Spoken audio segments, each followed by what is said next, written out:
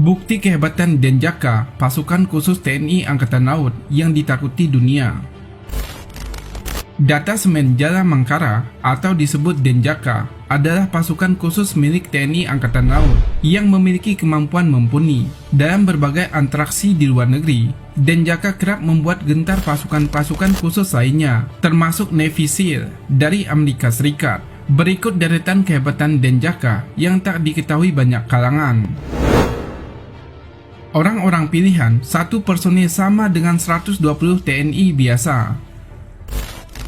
Sebagai pasukan khusus yang dibentuk oleh TNI Angkatan Laut, para personil Denjaka berasal dari personil terbaik yang semula sudah bertugas di Satuan Pasukan Khusus TNI Angkatan Laut.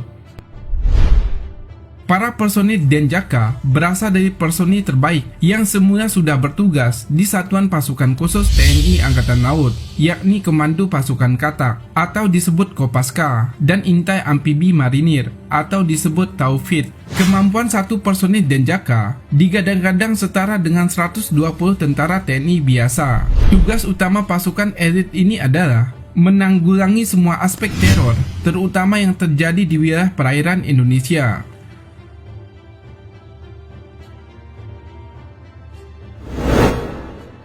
Wajib ber-IQ tinggi.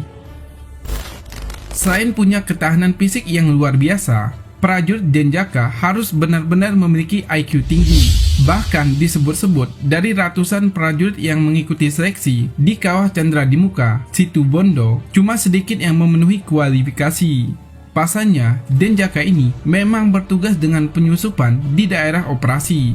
Maka, mereka harus dibekali kemampuan intelijensi yang mumpuni agar bisa mengatasi masalah dengan cepat, baik secara individu maupun secara kelompok.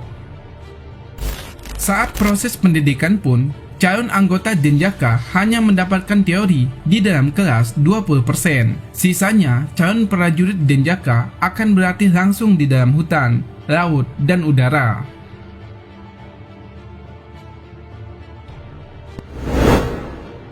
Latihan keras dan mengancam nyawa. Saat berlatih di laut, calon prajurit Denjaka ini harus bisa mengatasi terpaan ombak yang biasanya menghanyutkan perahu para nelayan dalam kondisi kaki dan tangan terikat.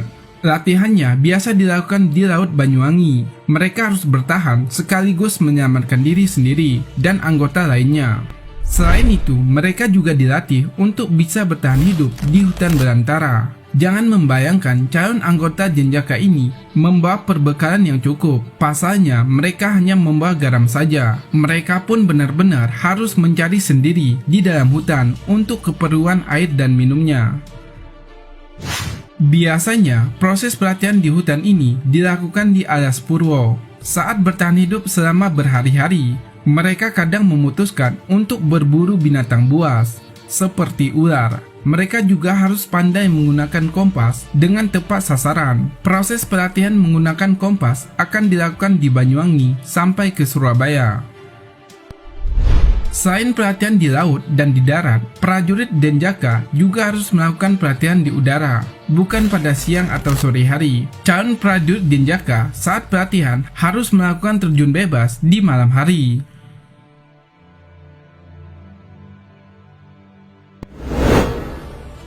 Dibekali ilmu kejiwaan dan analisa situasi khusus. Selain penggunaan ilmu bertempur, Denjaka juga dibekali ilmu kejiwaan dan analisa situasi khusus sebelum melancarkan serangan. Biasanya dianjurkan tim pendahulu yang bertindak sebagai negosiator dengan teroris. Di samping agar tahu apa yang dituntut, dari negosiasi dapat juga diukur waktu yang cukup lama agar unit serbu sempat menyiapkan diri sebaik mungkin. Tak hanya itu, para negosiator juga bertugas membaca kemampuan, kekuatan, tipu muslimat, sekaligus kelemahan teroris. Bila upaya negosiasi berujung pada kebuntuan, unit ini berbagi atas 3 tim, yakni tim atas air, bawah air, dan lintas udara. Masing-masing tim beranggotakan selusin prajurit dengan spesialisasi beragam, mulai dari penjinakan bahan peledak, medis, komunikasi elektronik, dan teknologi informasi. Ada banyak sandi yang dipakai dalam operasi Denjaka. Isyarat operasi bisa disandikan dengan kilat, penundaan dengan mendung, dan dilanjutkan dengan cerah.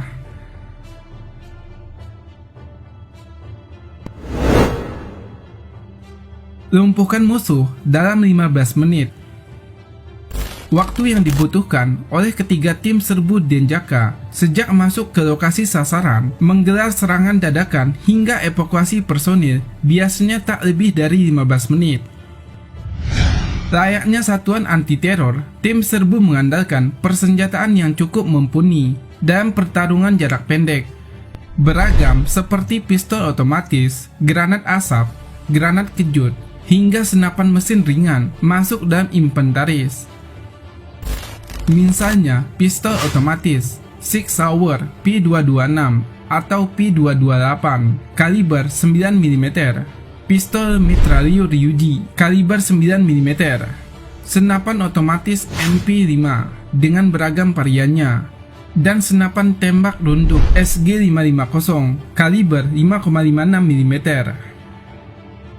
Tim serbu juga memanfaatkan jumlah peralatan pendukung. Daftarnya cukup standar, yakni perahu karet bermotor, peralatan selam lengkap, komunikasi elektrik, senter kedap air, navigasi GPS, serta pengendus malam NVZ. Tak hanya operasi anti-teror dan anti-sabotase, Denjaka dapat pula dilibatkan dalam operasi rahasia jenis lain berdasarkan perintah langsung Panglima TNI. Meski begitu, keberadaan satuan ini terkesan dirahasiakan. Bahkan penugasnya pun acap kali tak diakui ataupun dicatat resmi oleh markas besar TNI.